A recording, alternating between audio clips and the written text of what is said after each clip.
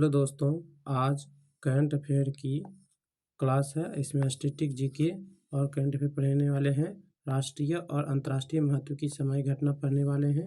और ये Sunday daily revision class है। 50 क्वेश्चन हैं इसमें ऑल कॉम्पिटिटिव एग्जाम जो हाल फिलहाल में होने वाले हैं उसके लिए बहुत इम्पोर्टेंट हैं। आगे चलते हैं क्वेश्चन की ओर चलते हैं। क्वेश्चन नंबर, अंतर्राष्ट्रीय ओलंपिक समिति ने किस देश को ओलंपिक समिति को निलंबित कर दिया है? रूस देश को किया है। अंतर्राष्ट्रीय ओलंपिक समिति ने किस देश की ओलंपिक समिति को निलंबित कर दिया गया है? रूस देश को कर दिया है। रूस की ओलंपिक समिति को किस लिए निलंबित किया गया है? यूक्रेन की क्षेत्रीय अखंडता के उल्लंघन हेतु रूस को निलंबित कर दिया है। रूस को ओलंपिक समिति को किस के लिए निलंबित किया गया है? यूक्रेन के क्षेत्रीय अखंडता के उल्लंघन हेतु। अंतर्राष्ट्रीय ओलंपिक समिति की स्थापना 23 जून 1894 को हुआ था। अंतर्राष्ट्रीय ओलंपिक समिति की स्थापना कब हुआ था? 23 जून 1894 को हुआ था। अंतर्राष्ट्रीय ओलंपिक समिति का मुख्यालय कहाँ है? लुसाने, स्विट्जरलैंड में है। अंतर्राष्ट्रीय ओलंपिक समिति का मुख्यालय कहाँ है? लुसाने, स्विट्जरलैंड में है। अंतर्राष्ट्रीय ओलंपिक समिति के वर्तमान अध्यक्ष कौन है? थॉमस बाख है। कौन है? थॉमस बाख है। अंतर्राष्ट्रीय ओलंपिक समिति के वर्तमान में अध्यक्ष कौन है? थॉमस बाख हैं। आगे चलते हैं नेक्स्ट क्वेश्चन की ओर। IOC क्लाइमेट एक्शन अवार्ड कितने श्रेणी में प्रदान किए गए हैं? 3 श्रेणी में प्रदान किए गए हैं। IOC क्लाइमेट एक्शन अवार्ड कितने श्रेणी में प्रदान किए गए हैं? 3 श्रेणी में प्रदान किए गए हैं। Sustainable travel, innovation, athlete advocacy award मिला है इन तीनों को। आगे देखते हैं। हाल ही में सस्टेनेबल ट्रेवल श्रेणी का पुरस्कार किस एथलीट ने जीता है? मार्कस मेपस्टेड ने जीता है। ब्रिटेन के तलवारबाजी हैं, ब्रिटेन के हैं और ये तलवारबाजी खेल से संबंधित हैं। हाल ही में सस्टेनेबल ट्रेवल श्रेणी का पुरस्कार किस एथलीट ने जीते हैं? मार्कस मेपस्टेड ने जीते हैं। ये ब्रिटेन के खिलाड़ी हैं और ये इससे संबंधित हैं, तलवारबाजी से संबंधित हैं। हाल ही में सस्टेनेबल ट्रेवलर श्रेणी में किस अंतर्राष्ट्रीय महासंघ को पुरस्कृत किया गया है? World ceiling. किसको किया गया है? वर्ल्ड सीलिंग को अंतर्राष्ट्रीय महासंघ को पुरस्कृत किया गया है। हाल ही में सस्टेनेबल ट्रेवलर श्रेणी का पुरस्कार किस अंतर्राष्ट्रीय ओलंपिक समिति ने जीता है? स्पेन ओलंपिक समिति ने जीता है। हाल ही में सस्टेनेबल ट्रेवलर श्रेणी का पुरस्कार किस राष्ट्रीय ओलंपिक समिति ने जीता है? स्पेन ओलंपिक समिति ने जीता है। आगे चलते हैं। हाल ही में नवाचार श्रेणी का पुरस्कार किस एथलीट को दिया गया है? पोलामा सिम्स गुटरेज पेरू के हैं, ये नौकायान से संबंधित हैं। हाल ही में नवाचार श्रेणी का पुरस्कार किस एथलीट को दिया गया है? पलोमा सिम्ट गुटरेज को मिला है। ये पेरू के हैं और ये नौकायान खेल से संबंधित हैं। आगे चलते हैं नेक्स्ट ईयर। हाल ही में नवाचार श्रेणी का पुरस्कार किस राष्ट्रीय ओलंपिक समिति ने जीता है? कोलंबिया ओलंपिक समिति ने जीता है। हाल ही में नवाचार श्रेणी का पुरस्कार किस राष्ट्रीय ओलंपिक समिति ने जीता है? कोलंबिया ओलंपिक समिति ने जीता है। हाल ही में नवाचार श्रेणी में किस अंतर्राष्ट्रीय महासंघ को पुरस्कृत किया गया है? वर्ल्ड रग्बी को। हाल ही में नवाचार श्रेणी में किस अंतर्राष्ट्रीय महासंघ को पुरस्कृत किया गया है? वर्ल्ड रग्बी में पुरस्कृत किया गया है। हाल ही में लॉन्च किया गया देश का पहला अंडर वाटर बारूदी सुरंग का पता लगाने वाला वाहन कौन है? निराक्षी है। हाल ही में लॉन्च किया गया देश का पहला अंडर वाटर बारूदी सुरंग का पता लगाने वाला कौन है? वाहन है? निराक्षी है। निर्माण किसने किया है? गार्डन रिच शिपयार्ड ने इसका निर्माण किया है। निराक्षी का निर्माण किसने किया है? गार्डन रिच शिपयार्ड ने निर्माण किया है। कहाँ? गार्डन रिच शिपयार्ड कहाँ है? कलकत्ता में है। कहाँ है? कलकत्ता में है। इसका रंग कैसा है? ऑरेंज कलर का इसका रंग है। निराक्षी का कलर कैसा है? ऑरेंज कलर का है। आगे देखते हैं। निराक्षी यह मानव रहित है। निराक्षी क्या है? मानव रहित होने वाला है। आगे चलते हैं। हाल ही में विश्व पर्यटन दिवस 2023 की मेजबानी किस देश के द्वारा की गई है? सऊदी अरब के द्वारा की गई है। हाल ही में विश्व पर्यटन दिवस 2023 की मेजबानी किस देश के द्वारा की गई है? सऊदी अरब के द्वारा की गई है। आगे देखते हैं। विश्व पर्यटन दिवस कब मनाया गया है? 27 सितंबर को मनाया गया है। विश्व पर्यटन दिवस कब मनाया गया है? 27 सितंबर को मनाया गया है। विश्व पर्यटन दिवस 27 सितंबर को मनाया गया है। विश्व पर्यटन दिवस 2023 का थीम पर्यटन हरित निवेश है। विश्व पर्यटन दिवस 2023 का थीम क्या है? पर्यटन हरित निवेश इसके थीम है। वीरांगना दुर्गावती टाइगर रिजर्व को किस प्रदेश का 7वां टाइगर रिजर्व घोषित किया गया है? मध्य प्रदेश का। वीरांगना दुर्गावती टाइगर रिजर्व को किस प्रदेश का 7वां टाइगर रिजर्व घोषित किया गया है? मध्य प्रदेश का किया गया है। आगे देखते हैं। मध्य प्रदेश के राज्यपाल मंगू भाई जगन भाई पटेल हैं। मध्य प्रदेश के राज्यपाल कौन है? मंगू भाई जगन भाई इसके राज्यपाल हैं। और मुख्यमंत्री शिवराज सिंह चौहान हैं। मध्य प्रदेश के मुख्यमंत्री कौन है? शिवराज सिंह चौहान हैं। आगे चलते हैं। हाल ही में उत्तर प्रदेश में अंतर्राष्ट्रीय क्रिकेट स्टेडियम का शिलान्यास कहाँ किया गया है? वाराणसी में किया गया है। हाल ही में उत्तर प्रदेश में अंतर्राष्ट्रीय क्रिकेट स्टेडियम का शिलान्यास कहाँ किया गया है? वाराणसी में किया गया है। प्रधानमंत्री मोदी के द्वारा किया गया है इसका शिलान्यास। शिलान्यास किसके द्वारा किया गया? प्रधानमंत्री मोदी के द्वारा उत्तर प्रदेश में के वाराणसी में किया गया है। अखिल भारतीय थल सैनिक शिविर 2023 का आयोजन कहाँ किया गया है? दिल्ली कैंट में किया गया है। अखिल भारतीय थल सैनिक शिविर 2023 का आयोजन कहाँ किया गया है? दिल्ली कैंट में किया गया है। उद्घाटन किसने किया है? गुरबीरपाल सिंह ने किया था। किसने किया? गुरबीरपाल सिंह ने ये किया था। ये महानिदेशक हैं, एनसीसी के महानिदेशक हैं। आगे देखते हैं। उत्तर प्रदेश के अंतर्राष्ट्रीय व्यापार प्रदर्शनी 2023 का आयोजन कहाँ किया गया है? ग्रेट नोएडा में किया गया है। उत्तर प्रदेश के अंतर्राष्ट्रीय व्यापार प्रदर्शनी 2023 का आयोजन कहाँ किया गया है? ग्रेट नोएडा में किया गया है। उद्घाटन राष्ट्रपति द्रौपदी मुर्मू के द्वारा इसका उद्घाटन किया गया है।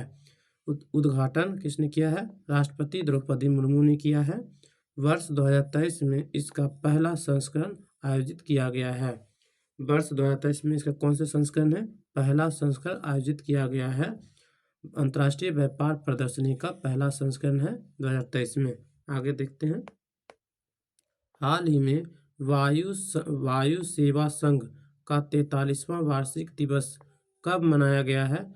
20 सितंबर 2023 को मनाया गया है। हाल ही में वायु सेवा संघ का 43वां वार्षिक दिवस कब मनाया गया है? 20 सितंबर 2023 को मनाया गया है। आगे चलते हैं। हाल ही में नदी उत्सव 2023 का आयोजन कब किया गया है? 22 से 24 सितंबर को किया गया है। हाल ही में नदी उत्सव 2023 का आयोजन कब किया गया है? 22 से 23 सितंबर को किया गया है। 22 से 24 सितंबर को किया गया है। और नदी उत्सव 2023 में इसका कौन से क्रम का? चौथे क्रम का है। कौन से क्रम का है? चौथे क्रम का इसका है। 2023 में आयोजन कहाँ हुआ है? नदी उत्सव 2023 में इसका आयोजन नई दिल्ली में इसका आयोजन हुआ है। मुख्य अतिथि कौन है? न्यायमूर्ति प्रकाश श्रीवास्तव इसके मुख्य अतिथि हैं। नदी उत्सव 2023 का मुख्य अतिथि कौन है? न्यायमूर्ति प्रकाश श्रीवास्तव हैं। आगे देखते हैं। हाल ही में आदि शंकराचार्य की स्टैचू ऑफ वन नेस का अनावरण किसने किया है? शिवराज सिंह चौहान। और ओंकेश्वर मध्य प्रदेश में शिवराज सिंह चौहान ने इसका अनावरण किया है। किसने किया है? शिवराज सिंह चौहान ने किए हैं। ये मुख्यमंत्री हैं मध्य प्रदेश के। शिवराज सिंह चौहान ने किए हैं। आदि शंकराचार्य स्टैचू ऑफ वननेस को अनावरण किए हैं। एक इसका अनावरण कहाँ हुआ है? ओंकेश्वर मध्य प्रदेश में इसका अनावरण हुआ है। आदि शंकराचार्य की स्टैचू ऑफ वीनस का अनावरण कहाँ हुआ है? ओंकेश्वर मध्य प्रदेश में हुआ है। इसकी ऊंचाई 108 फीट है। आदि शंकराचार्य की ऊंचाई कितनी है? 108 फीट बनाई गई है। आदि शंकराचार्य 8वीं सदी के भारतीय दार्शनिक थे। आदि शंकराचार्य 8वीं सदी के भारतीय दार्शनिक थे। आगे देखते हैं। Royal Australian navy Indonesian navy के साथ त्रिपक्षीय समुद्री अभ्यास में भारत की तरफ से किस जहाज ने भाग लिया है? INS सह्याद्री भाग लिया है। Royal Australian navy Indonesia navy के साथ पहले त्रिपक्षीय अभ्यास में भारत की तरफ से किस जहाज ने भाग लिया है? INS सह्याद्री भाग लिए हैं। आगे चलते हैं। हाल ही में भारत का पहला लाइट हाउस महोत्सव कहाँ आयोजित किया गया है? पणजी गोवा में किया गया है। हाल ही में भारत का पहला लाइट हाउस महोत्सव का आयोजन कहाँ किया गया है? पणजी गोवा में किया गया है। उद्घाटन किसने किया है? केंद्रीय मंत्री सर्बानंद सोनोवाल ने इसका उद्घाटन किया है। भारत का पहला लाइट हाउस महोत्सव का उद्घाटन केंद्रीय मंत्री सर्बानंद सोनोवाल ने के द्वारा किया गया है। हाल ही में सितंबर 2023 में अर्ध पालतू गो जातीय पशु का खाद्य पशु के रूप में मान्यता दी है। मिथुन कौन है? मिथुन है। FICCI की स्थापना 1927 में हुई थी। FICCI की स्थापना कब हुई थी? 1927 में हुई थी। मुख्यालय न्यू दिल्ली है। FICCI के हेडक्वार्टर मुख्यालय कहाँ है? नई दिल्ली इसका मुख्यालय है। संस्थापक कौन है? घनश्याम दास बिड़ला हैं और पुरुषोत्तम दास टंडन इसके संस्थापक हैं। वर्तमान में अध्यक्ष कौन है? सुब्राकांत पांडा इसके अध्यक्ष हैं। वर्तमान में इसके अध्यक्ष कौन है? सुब्राकांता पांडा इसके अध्यक्ष हैं। नेक्स्ट क्वेश्चन के चलते हैं। Next question 27। हाल ही में भारत के किस मंदिर समूह को यूनेस्को के विश्व विरासत स्थल की सूची में शामिल किया गया है? होयसल मंदिर समूह को शामिल किया गया है। हाल ही में भारत के किस मंदिर समूह को यूनेस्को के विश्व विरासत स्थल में की सूची में शामिल किया गया है? होयसल मंदिर समूह को शामिल किया गया है। होयसल मंदिर समूह कर्नाटक में है। इसका निर्माण वेसर शैली में हुआ था। इसका निर्माण हुआ था। मंदिर समूह चेन्नाकेशव मंदिर है, होमलेश्वर मंदिर है और केशव मंदिर हैं। आगे देखते हैं। विश्व विरासत स्थल में शामिल कौन कौन है? 40वें धौलावीरा गुजरात 2021 में शामिल हुआ है। धौलावीरा गुजरात विश्व विरासत स्थल में 2021 में शामिल हुआ है। किस क्रम का है? 40वें क्रम का है। रमप्पा मंदिर या काकतेश्वर मंदिर ये 39वें क्रम का है। ये विश्व विरासत स्थल में शामिल हुए हैं। 39वें क्रम के हैं रमप्पा मंदिर, काकतेश्वर मंदिर विश्व विरासत स्थल में शामिल है। ये 39वें क्रम के हैं। अहमदाबाद का ऐतिहासिक शहर पहला शहर है जो 2017 में विश्व विरासत स्थल में शामिल हुआ है। कौन है? अहमदाबाद का ऐतिहासिक शहर, ये पहला शहर है जो कि 2017 में शामिल हुए हैं। जयपुर का ऐतिहासिक शहर दूसरा है जो कि 2019 में विश्व विरासत स्थल में शामिल हुए हैं। फतेहपुर सीकरी 1986 में विश्व विरासत स्थल में शामिल हुए थे। फतेहपुर सीकरी 1986 में विश्व विरासत स्थल में शामिल हुए हैं। एलोरा की गुफाएं 1983 में विश्व विरासत स्थल में शामिल हुए हैं। एलिफेंटा गुफाएं 1987 में शामिल हुआ है। 1987 में एलिफेंटा गुफा शामिल हुए हैं। एलोरा गुफा 1983 में और फतेहपुर सीकरी 1986 में। जयपुर का ऐतिहासिक शहर 2019 में शामिल हुए हैं।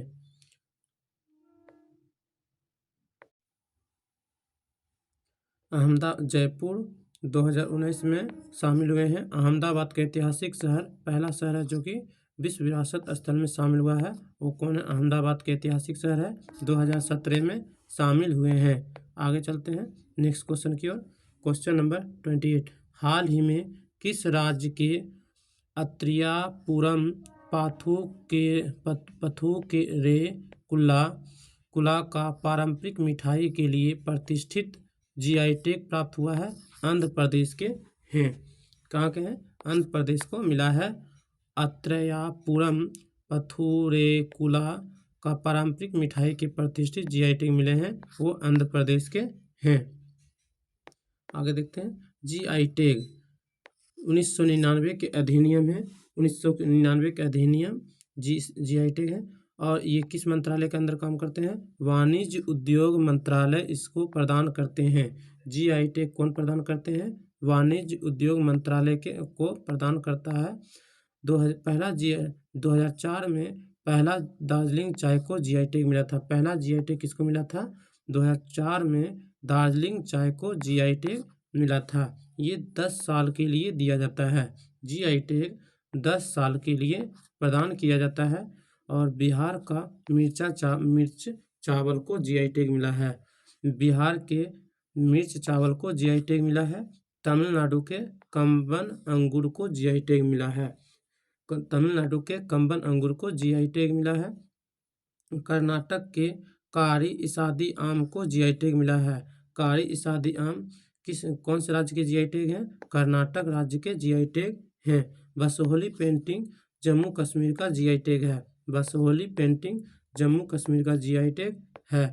जीआई टैग वाणिज्य उद्योग मंत्रालय के द्वारा प्रदान किया जाता है। पहला जीआई टैग 2004 में दार्जिलिंग चाय को मिला था, 10 साल के लिए दिया जाता है। बिहार को मिर्चा चावल को मिला है। तमिलनाडु के कंबन अंगूर को मिला है। और कर्नाटक के कारी इसादी आम को मिला है। अगर जम्मू कश्मीर के मिले हैं बसोहली पेंटिंग को मिला है। नेक्स्ट क्वेश्चन की ओर चलते हैं। Question number 29। हाल ही में किस राज्य केंद्र शासित प्रदेश में ट्रांसजेंडर हेतु भारत की पहली समर्पित ओपीडी का शुभारंभ किया गया है? नई दिल्ली में किया गया है। कहाँ किया गया है? दिल्ली में किया गया है। हाल ही में किस राज्य केंद्र शासित प्रदेश में ट्रांसजेंडर हेतु भारत की पहली समर्पित ओपीडी का शुभारंभ किया गया है? दिल्ली में किया गया है। दिल्ली के राम मनोहर लोहिया अस्पताल में इसका शुभारंभ किया। किस अस्पताल में? दिल्ली के राम मनोहर लोहिया अस्पताल में इसका शुभारंभ किया गया है। हाल ही में एशिया प्रशांत क्षेत्र के राष्ट्रीय मानवाधिकार संस्थाओं के सम्मेलन का आयोजन कहाँ किया गया है? नई दिल्ली में किया गया है। नई दिल्ली में किया गया है। हाल ही में एशिया प्रशांत क्षेत्र के राष्ट्रीय मानवाधिकार संस्थाओं के सम्मेलन का आयोजन कहाँ किया गया है? नई दिल्ली में किया गया है। उद्घाटन द्रौपदी मुर्मू इसका उद्घाटन किया है। आगे चलते हैं। हाल ही में खादी और ग्रामोद्योग आयोग ने खादी उत्पादकता को बढ़ावा देने के लिए कितने समझौता ज्ञापन पर हस्ताक्षर किए हैं? 3। हाल ही में खादी और ग्रामोद्योग आयोग ने खादी उत्पादों को बढ़ावा देने के लिए कितने समझौते ज्ञापन पर हस्ताक्षर किए हैं? 3। हाल ही में नई दिल्ली के किस हवाई अड्डे पर उड़ान भवन उद्घाटन किया गया है? सफदरजंग हवाई अड्डा में। कहाँ किया गया है? सफदरजंग हवाई अड्डा में इसका उद्घाटन किया गया है। आगे चलते हैं नेक्स्ट क्वेश्चन की ओर। हाल ही में राष्ट्रीय हरित अधिकरण के किस राज्य की सरकार को भोज वेटलैंड को मोटर चालित नौकाओं का संचालन बंद करने का आदेश दिया है? मध्य प्रदेश को। किसको दिया है? मध्य प्रदेश को दिया है।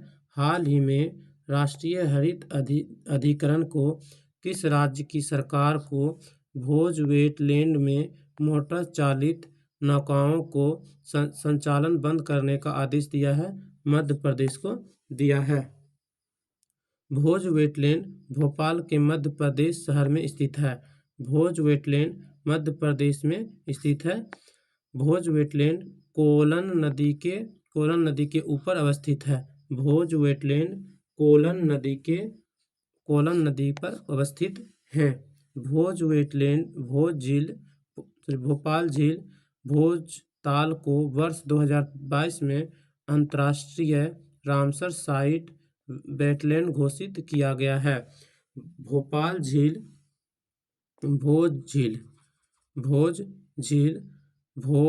भोज ताल को वर्ष 2022 में रामसर साइट घोषित किया गया है। आगे देखते हैं। हाल ही में किन राज्य सरकारों ने तेंदुओं की आबादी को प्रबंधन के लिए नसबंदी कराने का निर्णय लिया है? महाराष्ट्र और गुजरात। किसने लिया है? महाराष्ट्र और गुजरात ने लिया है। हाल ही में किन राज्य सरकारों ने तेंदुओं की आबादी को प्रबंधन के लिए नसबंदी करने का निर्णय लिया है? महाराष्ट्र और गुजरात। गुजरात सरकार ने गिर राष्ट्रीय उद्यान के आसपास तेंदुओं की नसबंदी का प्रस्ताव रखा है। तेंदुओं की IUCN रेड लिस्ट की सुबोध सूची में रखा गया है। तेंदुओं को IUCN के रेड लिस्ट की सुबोध सूची में रखा गया है। आगे चलते हैं नेक्स्ट क्वेश्चन की ओर। नेक्स्ट क्वेश्चन, इसे वन्यजीव संरक्षण अधिनियम 1972 को अनुसूची 1 में रखा गया है। इसे वन्य जीव संरक्षण अधिनियम 1972 की अनुसूची 1 में रखा गया है। आगे देखते हैं। हाल ही में किस राज्य सरकार ने जैविक खेती को बढ़ावा देने के लिए प्रायोगिक परियोजना प्रारंभ किया है? पंजाब ने किया है। हाल ही में किस राज्य सरकार ने जैविक खेती को बढ़ावा देने के लिए प्रायोगिक परियोजना शुभारंभ किया है? पंजाब ने किया है। इसके अंतर्गत बासमती चावल की खेती की जाएगी। इसके अंतर्गत बासमती चावल की खेती की गई। हाल ही में किस उद्यान में प्रोजेक्ट चीता के 1 साल पूरा होने के उपलक्ष्य में कार्यक्रम आयोजित किया गया है? कूनो राष्ट्रीय उद्यान में किया गया है। हाल ही में किस उद्यान में प्रोजेक्ट चीता के 1 साल पूरा होने के उपलक्ष्य में कार्यक्रम आयोजित किया गया है? कूनो राष्ट्रीय उद्यान में इसका आयोजन किया गया है। प्रोजेक्ट चीता के 1 वर्ष 17 सितंबर 2023 को पूरा हुआ है।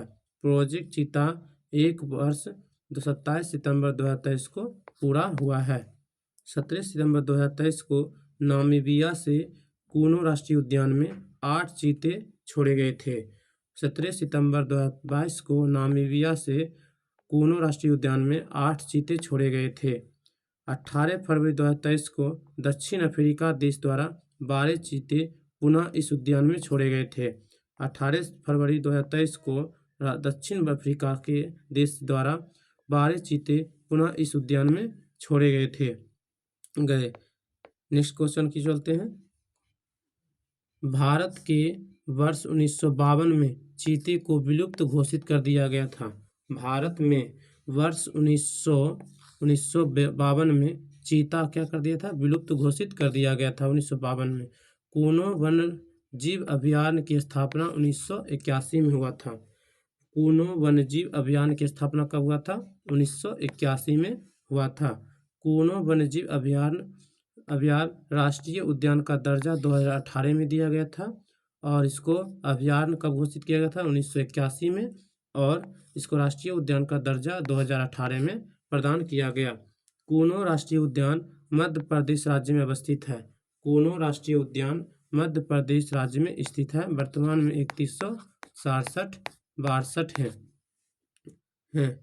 आगे देखते हैं। राज्यसभा के 261वें सत्र की शुरुआत कब हुई है? 18 सितंबर को हुई है। राज्यसभा के 261वें सत्र में शुरुआत कब हुई है? 18 सितंबर को हुआ है। राज्यसभा का पदेन सभापति उपराष्ट्रपति होता है। राज्यसभा का पदेन सभापति कौन होता है? उपराष्ट्रपति होता है। राज्यसभा के सदस्यों का कार्यकाल 6 वर्ष का होता है। राज्यसभा के सदस्यों का कार्यकाल 6 वर्ष का होता है। आगे चलते हैं नेक्स्ट क्वेश्चन की ओर। हाल ही में स्वच्छा सागर तट स्वच्छता अभियान कितने स्थान पर संचालित किया गया है? 79 स्थान पर संचालित किया गया है। हाल ही में सुरक्षित सागर तट स्वच्छता अभियान कितने स्थानों पर संचालित किया गया है? 79। यह अभियान 8 तटीय राज्यों और 4 केंद्र शासित प्रदेश में चलाया गया है। यह अभियान 8 राज्यों और 4 केंद्र शासित प्रदेशों में चलाया गया है। यह अभियान पृथ्वी विज्ञान मंत्रालय के द्वारा चलाया गया है। सुरक्षित सागर तट अभियान ये पृथ्वी विज्ञान मंत्रालय द्वारा संचालित किया गया है। हाल ही में प्रधानमंत्री नरेंद्र मोदी की अध्यक्षता में केंद्रीय मंत्रिमंडल ने ई-कोर्ट चरण 3 को कितने वर्ष के लिए मंजूरी प्रदान की है? 4 वर्ष के लिए की है।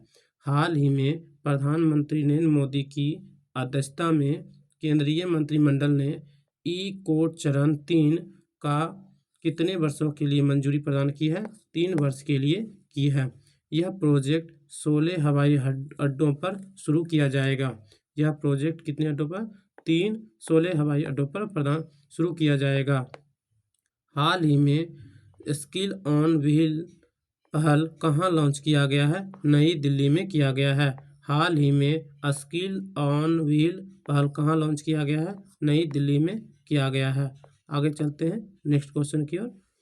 ICC one day cricket world cup 2023 इसका आयोजन भारत में हुआ है। ICC वनडे वर्ल्ड कप 2023 आयोजन कहाँ हुआ है? भारत में हुआ है। कप 12 कौन से क्रम का है? ये 12वें क्रम का है। 2023 में ये 12वें क्रम का है। 10 टीम इसमें भाग लेंगे। कितने टीम भाग लेंगे? 10 टीम भाग लिए हैं। भारत का कप्तान रोहित शर्मा है। ICC वनडे वर्ल्ड कप 2023 में भारत का कप्तान कौन है? रोहित शर्मा है। Final match Narendra Modi stadium Ahmedabad में इसका फाइनल मैच खेला जाएगा। 2023 में इसका ब्रांड एम्बेसडर शाहरुख खान बने हैं। ICC one day cricket world cup 2023 में ब्रांड एम्बेसडर कौन है? शाहरुख खान है। Final match Narendra Modi stadium में खेला जाएगा। भारत का कप्तान कौन है? रोहित शर्मा है। 10 टीम भाग लेंगे। 12वें क्रम का है। आयोजन भारत में हुआ है। 1975 में फर्स्ट वर्ल्ड कप विजेता वेस्टइंडीज थे। 1975 में फर्स्ट वर्ल्ड कप विजेता कौन थे? वेस्टइंडीज थे।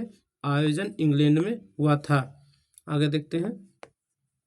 ब्रांड एम्बेसडर स्माइल महाराष्ट्र की तरफ से सचिन तेंदुलकर इसके ब्रांड एम्बेसडर बने हैं। स्माइल ब्रांड एम्बेसडर कौन बने हैं? महाराष्ट्र की तरफ से सचिन तेंदुलकर बने हैं। पेप्सिको इंडिया का ब्रांड एम्बेसडर कौन है? रणवीर सिंह है। पेप्सिको इंडिया का ब्रांड एम्बेसडर कौन बने हैं? रणवीर सिंह बने हैं। पेप्सिको इंडिया का ब्रांड एम्बेसडर कौन बने हैं? रणवीर सिंह बने हैं। प्यूमा इंडिया का ब्रांड एम्बेसडर हरमनप्रीत कौर है। कौन है? पेप्सिको प्यूमा इंडिया के ब्रांड एम्बेसडर कौन है? हरमनप्रीत कौर हैं। हर्बा लाइफ के ब्रांड एम्बेसडर स्मृति मंदाना है। हर्बा लाइफ के ब्रांड एम्बेसडर कौन है? स्मृति मंदाना है। और WPL में सबसे महंगी खिलाड़ी कौन है? स्मृति मंदाना है। कौन है? स्मृति मंदाना है। नेक्स्ट क्वेश्चन की ओर चलते हैं। Next question, badminton 2023 Indonesia open विजेता कौन है? साहित्यिक और चिराग बने हैं। इसके विजेता कौन है? साहित्यिक और चिराग बने हैं। बैडमिंटन 2023 में साहित्यिक और चिराग इंडोनेशिया ओपन के विजेता बने हैं। कौन? साहित्यिक और चिराग इसके विजेता बने हैं। स्विस ओपन विजेता साहित्यिक और चिराग हैं। स्विस ओपन के विजेता कौन है? साहित्यिक और चिराग हैं। थॉमस कप 2022 के विजेता भारत के विजेता कौन है? साहित्यिक और चिराग हैं। थॉमस कप 2022 भारत के विजेता कौन है? साहित्यिक और चिराग हैं। ओलियंस ओपन विजेता प्रियांशु रजावत है। ओलियंस ओपन के विजेता कौन है? प्रियांशु रजावत हैं। कनाडा ओपन के विजेता कौन है? लक्ष्य सेन है। कनाडा ओपन के विजेता कौन है? लक्ष्य सेन है। मलेशिया ओपन विजेता कौन है? एच प्रणय है। मलेशिया ओपन के विजेता कौन है? एच प्रणय है। ये सभी बैडमिंटन से संबंधित हैं। नेक्स्ट क्वेश्चन की ओर चलते हैं। फीफा वर्ल्ड कप 2022 शुभांकर कौन था? लाइव इसका शुभंकर था। फीफा वर्ल्ड कप 2022 के शुभंकर कौन है? लाइव शुभंकर थे। आयोजन कतर दोहा में इसका आयोजन हुआ। विजेता अर्जेंटीना और उपविजेता फ्रांस इसके उपविजेता हैं। फीफा वर्ल्ड कप 2022 के विजेता कौन थे? अर्जेंटीना और उपविजेता फ्रांस थे। गोल्डन बूट का अवार्ड किलियन एम्बेपे को मिला है। ये फ्रांस के हैं। गोल्डन बूट का अवार्ड किसे मिला है? किलियन एम्बेपे को मिला है। ये महाराष्ट्र के हैं। गोल्डन बॉल का अवार्ड किसे मिला है? लियोनेल मेसी को मिला है। ये अर्जेंटीना के खिलाड़ी हैं। गोल्डन बॉल का अवार्ड किसे मिला है? कि लियोन मेसी को मिला है। ये अर्जेंटीना के खिलाड़ी हैं। संतोष ट्रॉफी डुरंड कप का संबंध फुटबॉल से है। संतोष ट्रॉफी डुरंड कप का संबंध किससे है? फुटबॉल खेल से है। लवलीना बोरगोन का संबंध बॉक्सिंग से है। असम की रहने वाली है। लवलीना बोरगोन का संबंध किससे है? बॉक्सिंग से है। ये असम राज्य से संबंधित है। आगे देखते हैं। भारत का पहला ग्रैंड मास्टर विश्वनाथ आनंद था। भारत का पहला ग्रैंड मास्टर कौन था? विश्वनाथ आनंद था। भारत का पहला ग्रैंड मास्टर महिला विजयलक्ष्मी थी। भारत का पहला ग्रैंड मास्टर महिला में कौन थी? विजयलक्ष्मी थी। भारत का 82वां ग्रैंड मास्टर भूपल्ला प्रणीत तेलंगाना के हैं। भारत का 82वां ग्रैंड मास्टर कौन है? भूपल्ला प्रणीत हैं, तेलंगाना के हैं। भारत का 81वां ग्रैंड मास्टर श्यानतन सामंत हैं। श्यानतन सामंत हैं, 81वां ग्रैंड मास्टर हैं। हाल ही में भारत का 83वां शतरंज ग्रैंड मास्टर आदित्य सामंत बने हैं। ये महाराष्ट्र के हैं। हाल ही में भारत के 83वें शतरंज ग्रैंड मास्टर कौन बने हैं? आदित्य सामंत बने हैं। ये महाराष्ट्र से हैं। भवानी देवी का संबंध फिशिंग से है। ये तलवार और तलवारबाजी से है। लक्ष्य सेन साहित्यिक साइराज प्रणय का संबंध बैडमिंटन से है। लक्ष्य सेन साहित्यिक साइराज प्रणय का संबंध किससे है? बैडमिंटन से है। आगे देखते हैं।